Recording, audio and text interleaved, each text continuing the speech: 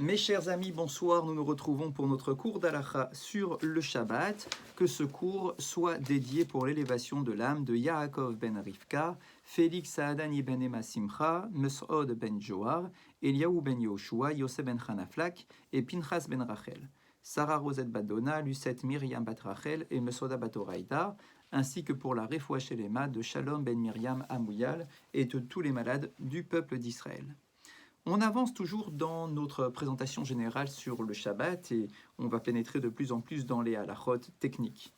Mitzvah lechabed et à Shabbat. On a une obligation de faire du kavod, d'honorer le Shabbat.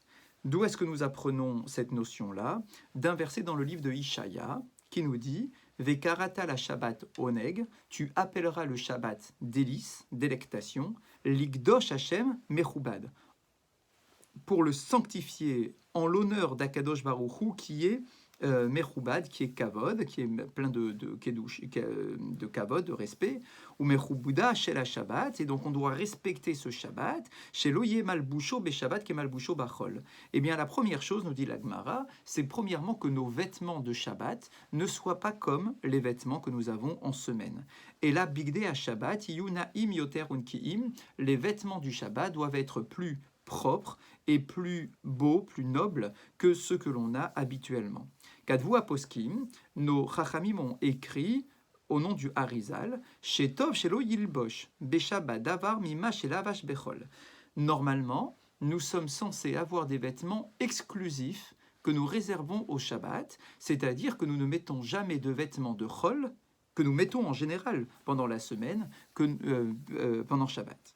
Aïnou, c'est-à-dire Shabegadim Aelionim Yumeyuchadim les Shabbat Vechagim, c'est-à-dire que nos vêtements, les visibles, notre veste, notre chemise, notre pantalon, que ces vêtements-là soient réservés pour le Shabbat et pour les fêtes, Vet Alevanim. Par contre, les sous-vêtements, bien évidemment, on n'est pas obligé d'avoir des sous-vêtements spécifiques pour le Shabbat, mais tout de même, on aura une obligation de changer même nos sous-vêtements en l'honneur du Shabbat. Et donc, je ne parle pas ici de se changer le matin quand on se réveille comme d'habitude. Je parle ici vraiment en l'honneur du Shabbat, un peu avant Shabbat, de se changer totalement pour bien montrer que nous sommes en train de respecter le Shabbat. Veyesh machmirim, liknot afilu naalaim, meyuchadot les Shabbat. Certains ont même l'habitude de consacrer des chaussures exclusivement pour le Shabbat et pour les jours de fête. Donc là, en fait, on comprend l'idée générale. C'est que on doit marquer la différence entre le Shabbat et les jours de semaine. Et donc, du coup, ce que je mets en semaine, je ne le mets pas le Shabbat. Ou plutôt, ce que je mets le Shabbat, je ne le mets pas en semaine pour bien montrer que c'est une journée particulière. Adam comme chez Enlo Bigde Shabbat, O Ani chez Yeshlo Beged Echad. Alors, bien évidemment, si je suis en voyage et que je n'ai pas de vêtements spécifiques pour mon Shabbat parce que j'ai pas pu les prendre avec moi ou peu importe quoi, ou bien quelqu'un qui serait particulièrement pauvre et qui n'aurait pas les moyens d'avoir des vêtements spécifiques pour le Shabbat, Yishtadel, les Yapot et Bigdo, Ad Kama Sheefshar Likrat Shabbat. Même si c'est le seul costume que j'ai, j'en ai pas un autre, c'est la seule chemise que j'ai, j'en ai pas une autre. Eh bien, on nous dit quand Shabbat arrive, fais en sorte de t'organiser pour que au moins il soit propre. Si tu peux, le nettoyer un petit peu, si tu peux le mettre quelques instants au lavage, c'est bien. Donc même si ce n'est pas un vêtement que je n'utilise que pour le Shabbat, c'est au moins un vêtement que j'ai rafraîchi, que j'ai nettoyé en l'honneur du Shabbat. Vechen Mesupar Betalmud à Yerushalmi. Et de cette façon-là, on nous enseigne dans le Talmud de Jérusalem, chez Darash Rabbi Simlai, Betzibour, qu'un jour Rabbi Simlai a réuni sa communauté, ses élèves, pour faire une dracha. Et il a dit, chez Tsarir, chez You, les Chol Adam Shne Malbushim. Et il dit de manière comme ça très, très claire que chacun doit avoir un minimum de 2 vêtements. Echad lechol, ve'echad le Shabbat. Un vêtement pour les jours de semaine et un vêtement spécifique pour le Shabbat. Bachut almidav kenegdo, ve'amru.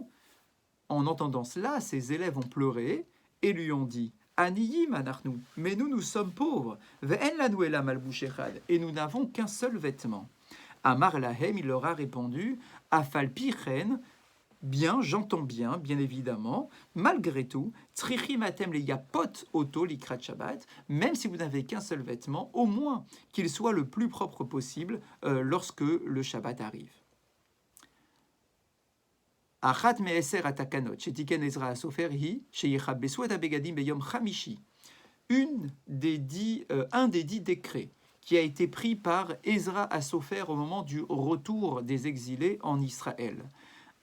Eh bien, c'est sheyekabesu et abegadim de laver, de faire la lessive de leurs vêtements le jeudi pour avoir des vêtements propres le Shabbat.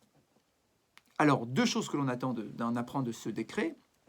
J'ai Enil Bosh Beshabbat Begadim Shedam Nekiim. Donc, premièrement, c'est ce qu'on a expliqué depuis le début, de ne pas porter des vêtements qui ne sont pas propres. Donc, du coup, il nous dit, en l'honneur du Shabbat, je vous rappelle qu'on est à un moment historique très important où les enfants d'Israël, malheureusement, avaient beaucoup perdu de leurs bonnes habitudes, de leur pratique des mitzvot, de l'importance du Shabbat, etc. Donc Ezra est en train de sensibiliser le peuple à l'importance du Shabbat, en train de leur dire, le Shabbat, ce n'est pas que la technicité de la halacha, le Shabbat, c'est aussi un état d'esprit. Et donc, du coup, il essaye de transmettre au peuple cette valeur, cette notion de laver les vêtements avant le Shabbat. Mais comme vous pouvez le remarquer dans la Takana, il est dit le jeudi, de le laver le jeudi, pas le vendredi. Et donc l'explication, parce qu'il faut comprendre qu'à l'époque, la lessive, c'était un événement. Il fallait au bord d'un fleuve ou d'un cours d'eau, ça prenait du temps, il fallait ensuite sécher, etc. Donc on nous dit, à l'époque, c'était très compliqué d'organiser la lessive le vendredi, parce que le vendredi, comme on l'a dit hier et la semaine dernière, le vendredi, il faut déjà préparer tous les aliments, tous les repas du Shabbat, parce que c'est très bien de marquer cela au dernier moment pratiquement.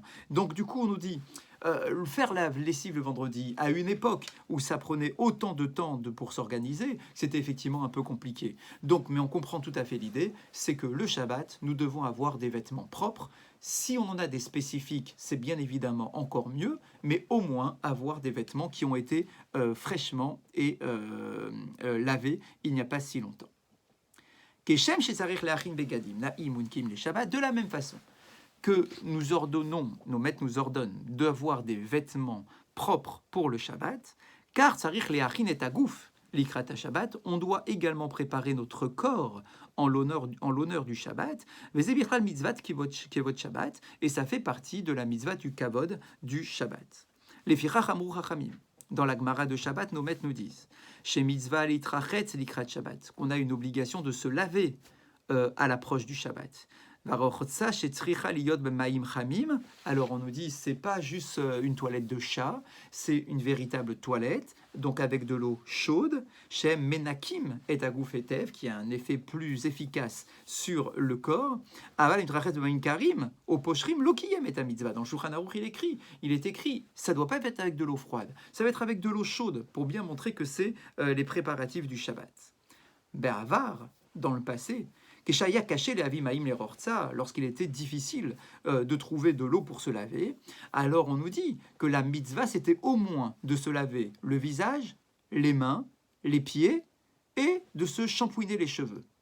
C'était le minimum syndical. Tu ne peux pas faire moins que cela. Même si tu n'as pas beaucoup d'eau et que tu ne peux pas laver ton corps entier, au moins le visage, les mains, les pieds et les cheveux.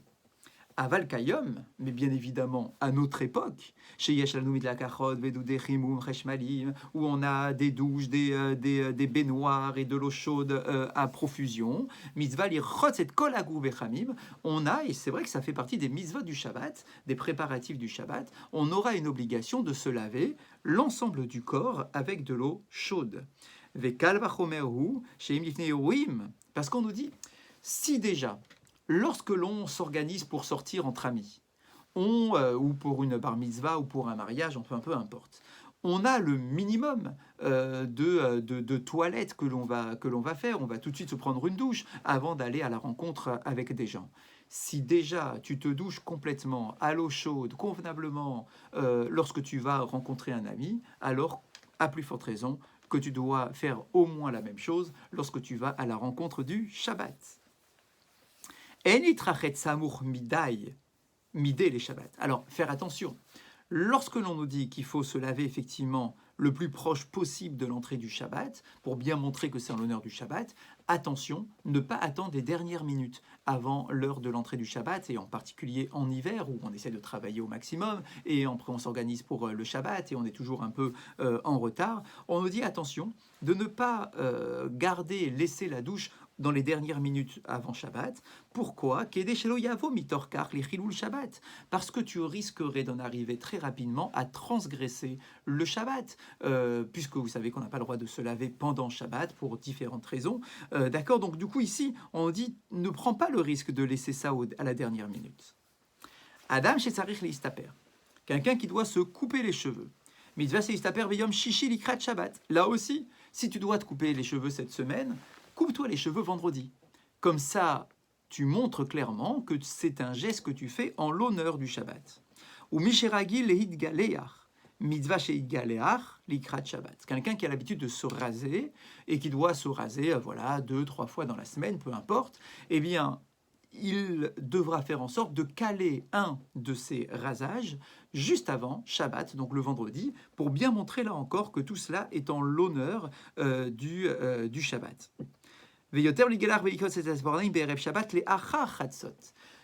Si c'est possible, ne le fais pas le matin quand tu te réveilles, mais fais-le plutôt dans l'après-midi. Là encore, comme ça, c'est encore plus évident que tu ne t'es pas rasé pour aller travailler le matin, tu t'es pas rasé pour aller rencontrer tes amis ou pour aller faire ta prière du matin, mais tu t'es rasé pour le Shabbat, pour te préparer au Shabbat. Et donc, du coup, c'est mieux de le faire effectivement dans l'après-midi.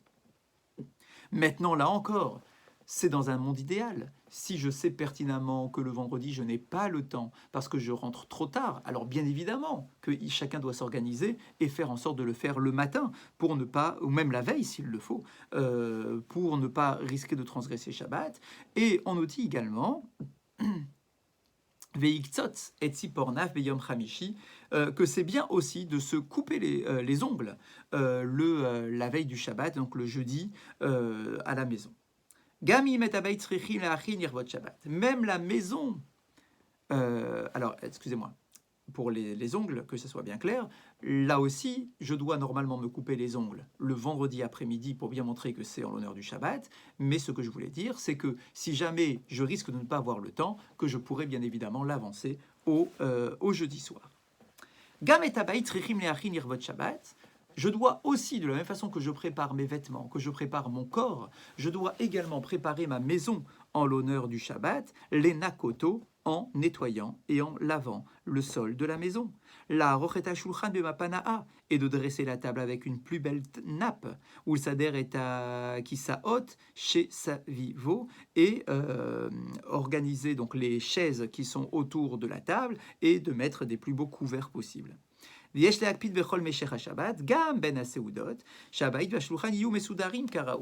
on dit que ces préparatifs-là, ce n'est pas uniquement le vendredi pour le premier repas du Shabbat et que tout est propre pour le premier repas du Shabbat, mais en fait, pour tous les repas du Shabbat, la nappe doit être propre, les couverts doivent être beaux, la vaisselle doit être bien lavée, les chaises bien installées. Ça veut dire que pour la Seouda du matin, du samedi matin, pour la Seouda Shlichit, si je la fais à la maison, et en ce moment on sait bien qu'on la fait à la maison depuis un petit moment, eh bien dans tous ces cas-là, je dois montrer le kavod de ma Seouda. Même ma Seouda Shlichit est un repas à qui je dois donner du kavod et montrer du kavod, et donc faire en sorte que tout soit propre, même pour la Seouda Shlichit.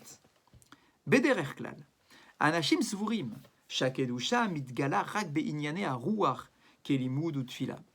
Et là, il nous fait une petite parenthèse. Souvent, les gens pensent que tout ce qui est lié à la spiritualité doit se manifester à travers la prière, à travers l'étude de Torah, à travers les mitzvot. Velut sorke agouf. Par contre, que tout ce qui est lié au corps, comme la nourriture, le fait de dormir, le fait de vivre avec ses enfants, d'être heureux, d'avoir un corps propre, etc. Souvent, on a l'impression que tout cela, c'est un peu l'opposé de la Kedusha. C'est quelque chose qui va m'empêcher de m'élever dans la spiritualité. Nos maîtres nous disent que c'est là une erreur. le Shabbat vient nous apprendre que nous avons aussi besoin que notre corps se sente bien pour que notre Neshama puisse s'épanouir. Et donc du coup, pour ne pas vivre que des frustrations pendant Shabbat en se disant il y a des tonnes de choses qui sont interdites, je dois aussi compenser le manque de matérialité de la journée par autre chose que je vais offrir à mon corps, pas que à ma neshama. Je dois aussi offrir à mon corps quelque chose qui puisse le satisfaire, comme le repos, l'ambiance, les chants, la nourriture que j'offre effectivement à mon corps. Velachen, anoevachim ish etrehu beshabbat shalom, shabbat c'est shalom ben haruach ve'achomer. Et on nous donne ici une des interprétations de l'expression Shabbat Shalom. Lorsque l'on dit Shabbat Shalom, de quel shalom est-ce que l'on parle? De quelle paix est-ce que l'on parle? Eh bien, en fait, on nous parle de la paix qui est rétablie entre notre neshama et notre corps. Le Shabbat Shalom, c'est un Shabbat de paix parce que le matériel et le spirituel peuvent trouver de l'harmonie.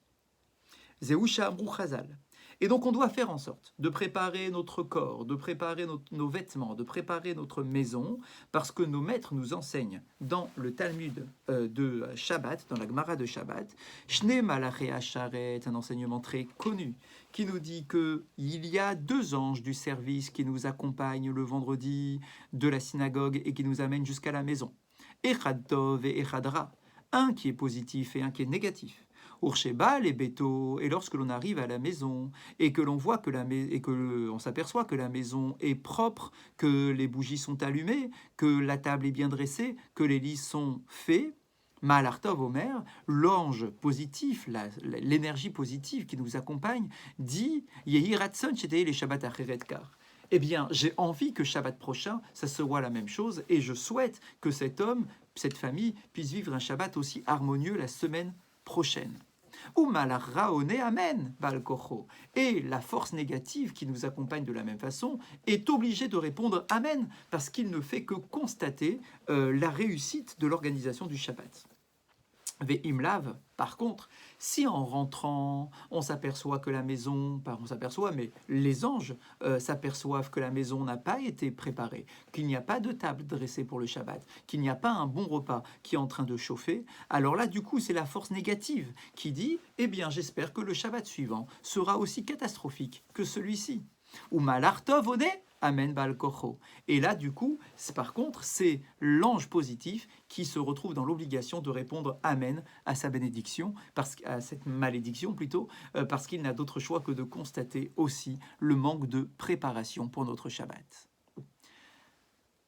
Omnam, gam kasher abay b'shulchan lo suderu karaoui, v'amalachi asharet itkalkelu, tzarich leizaher me'od shelo lichos. Et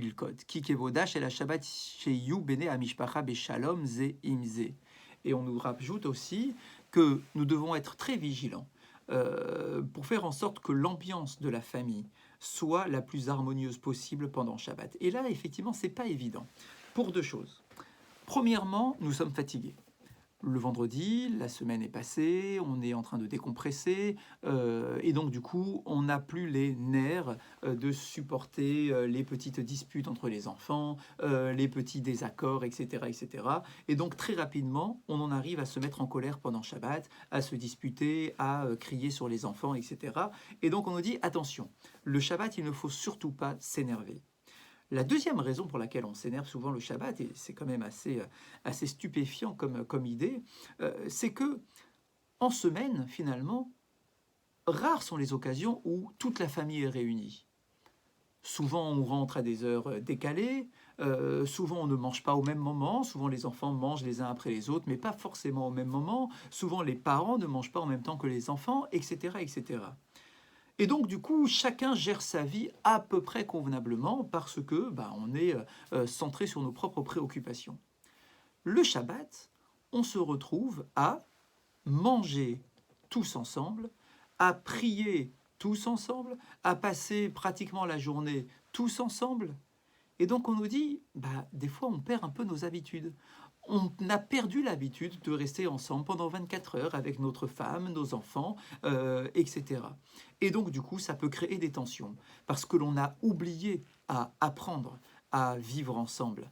Et donc du coup, le fait de se retrouver enfermé, entre guillemets, dans la même maison, et c'est vrai qu'en période de confinement, c'est encore plus fort, le fait de se retrouver comme ça pendant 24 heures, même à faire nos prières ensemble, parce que là, du coup, on n'a même plus la synagogue, c'est vrai que des fois, cela aiguise un petit peu les tensions entre les enfants, entre les parents et les enfants, etc. Plus personne ne se supporte, parce qu'on n'a plus appris à le faire pendant la semaine. On nous dit attention d'être particulièrement vigilant, donc pendant le Shabbat, à ne pas être en état de stress. Pourquoi? Pour que l'ange qui nous accompagne puisse dire, en constatant les efforts que nous faisons, que le Shabbat prochain soit aussi agréable que celui-ci et que l'ange négatif réponde de force, Amen, à cette belle bénédiction. Passez une bonne soirée et je vous dis à demain si Dieu veut pour notre cours du matin.